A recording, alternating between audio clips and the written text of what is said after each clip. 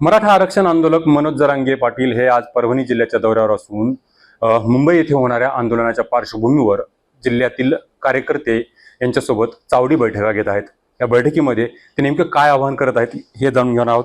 दादा, तुम्ही काल रात्रीपासून परभणीमध्ये आहात, कशा पद्धतीनं हा कार्यक्रम पुढे जातोय? समाज पेटून उठला। समाजाच्या लक्षात आलं लेकरं बाळ अत्यंत महत्त्वाचे आहेत आणि मी त्यांच्या लेकरा बाळासाठी पोरा बाळासाठी झटतो। बघा, भोळा भाबडा समाज आहे, चटणी भाकरी खाऊन भाजी भाकरी खाऊन आम्हाला समाजाच्या लेकराला त्यांनी काबड कष्ट करून मोठं केलेलं आहे आणि त्यांना वाटतं की आमचे लेकरं अधिकारी झाले पाहिजेत, शिक्षणात गेले पाहिजेत।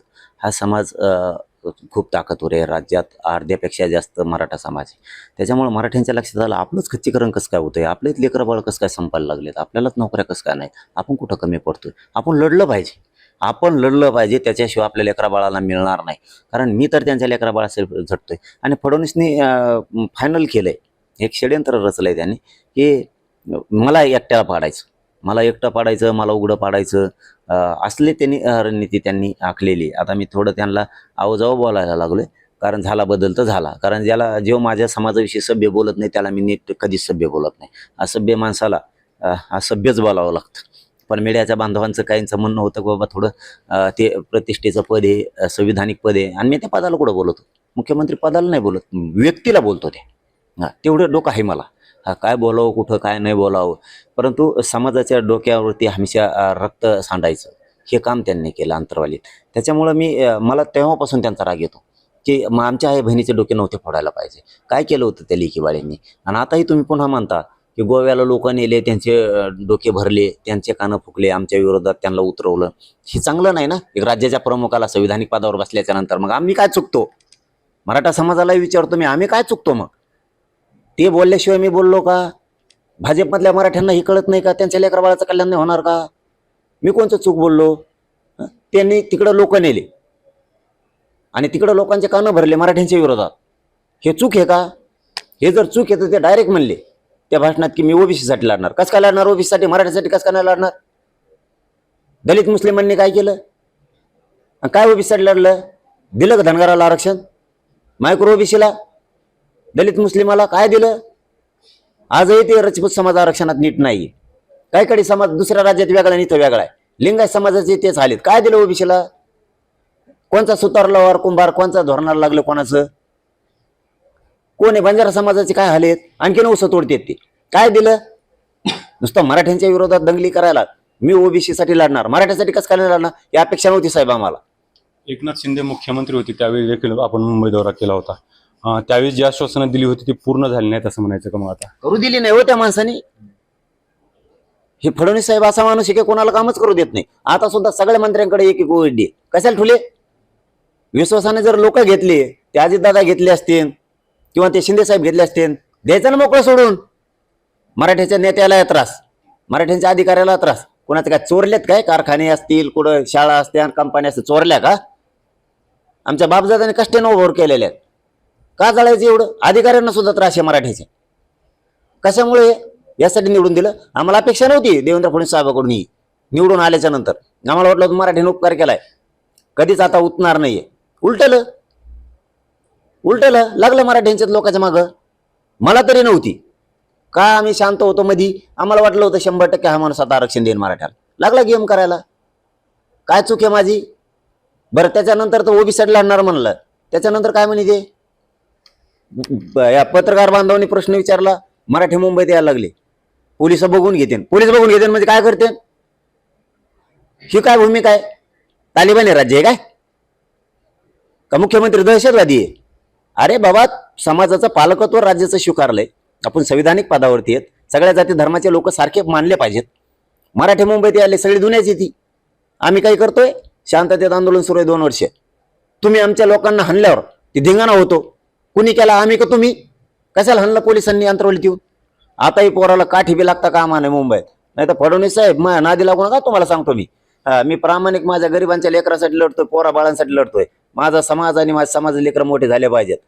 तुम्ही किती मला उघडं पाडायचा प्रयत्न करा, करोडोने मराठा समाज लाट उसळले आता। मुंबईला येणार मला उघडं पडू देत नाहीत। तुम्हाला जाहीर सांगतो मी आयबीएन लोकमतच्या माध्यमातून, तुम्ही माझ्या लागू नका, कारण मी समाजाशी प्रामाणिक आहे, जीव बी द्यायला तयार आहे समाजाशी। पण माग सरकार मुंबईतच येणार आहे, मी मुंबईत येणार आहे तुम्ही माझ्या नादी लागायच्या भानगडीत पडू नका, तुम्हाला जड जाईल. तुम्ही इतक्या हलक्यात मराठ्याला घेऊ नका. तुम्हाला वारंवार सांगितलंय. तुम्ही जर त्यांच्यासाठी आमच्यावर मांगावर चालून येणार असला तर तुम्हाला ते जड जाईल. तुम्हाला महाराष्ट्रात फिरून देणार नाहीत मराठी आयुष्यभर. तुम्ही त्या भानगडीत पडू नका. प्रमुख व्यक्ती राज्याचे तुम्ही. आणखीन भानावर आहे आजपासून तरी. IBN लोकमतच्या माध्यमातून तुम्हाला विनंतीपूर्वक सांगतो, आजपासून तुम्ही भानावर या.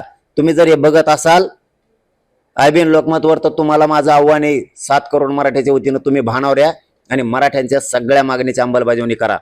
मारहाणीच्या भानगडीत पडू नका. तुम्हाला तुमच्यामुळं तुमच्या पक्षातल्या नेते आमदाराला मंत्र्याला सुद्धा मराठी राज्यात फिरून देणार आहेत आणि तुमच्यामुळं मोदी साहेबांच्या सरकारला सुद्धा डाग लागण हे विसरू नका. शब्द ध्यानात ठेवा. माया नादाला पुन्हा सांगतो लागू नका. मराठ्याच्या मागण्या मान्य करा. जड जाई ना एकाला बी काठी लागली तर. सत्ताधारी आहेत, विरोधक आहेत, परंतु तुमचा रोष मुख्यमंत्र्यांवर जास्त दिसतोय. कंड आहे ना त्या माणसाला. लय द्वेष हो, लय द्वेषानं भरलेला माणूस. ज्यावेळेस धनगराचं आंदोलन सुरू आहे तेव्हा मुस्लिम दलिताला हाताखाली धरी. मराठ्याचं आंदोलन आहे आता ओबीसीला हाताखाली धरी. एवढे मस्ती असावं सत्ता मिळवण्यासाठी, एवढे वाईट विचार असावं सत्ता मिळवण्यासाठी. हे त्याच्या अंगावर घालीन, ते त्याच्या अंगावर घालीन. आता धनगराचं कधी काही आंदोलन असलं की मराठ्याला हाताखाली धरी. हे काय गोरगरीब जनतेला कळत नाही का? कळतंय. म्हणूनच ओबीसीचे जातच नाहीत. ते त्याच्या पक्षाचे ओबीसीचे गोळा करतं आणि लोकांच्या अंगावरती घालतंय. घालू द्या. आम्ही खंबीर येतो. आम्ही लई खंबीर आहेत. 50-55% आहेत आम्ही. आम्हाला माहिती आहे मग वेळेवर काय करायचे ते.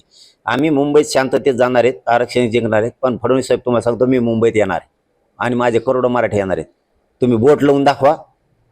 मग राज्यात तुमचे आमदार मंत्री बी कसे फिरतात आणि तुम्ही कसे फिरतात तुम्हाला कळलं. तुम्ही नुसतं बोट लावून दाखवा.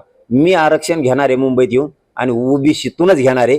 गुलाल मराठ्यावर फेकणार आहे आणि मराठी सुद्धा एवढे भेकड अगोलात नाही आमची बी. मराठे सुद्धा मुंबईत घुसणार आहेत. ध्यानात ठेवा फडणवीस साहेब तुम्ही. प्रमुख कोणते मुद्दे राहतील आपल्या मागे? मराठा आणि कुणबी एक आहे ही जीआरच पाहिजे. हैदराबादचं गॅजेटियर पाहिजे. सातारा संस्थांचं बॉम्बे गव्हर्नमेंटचं पाहिजे.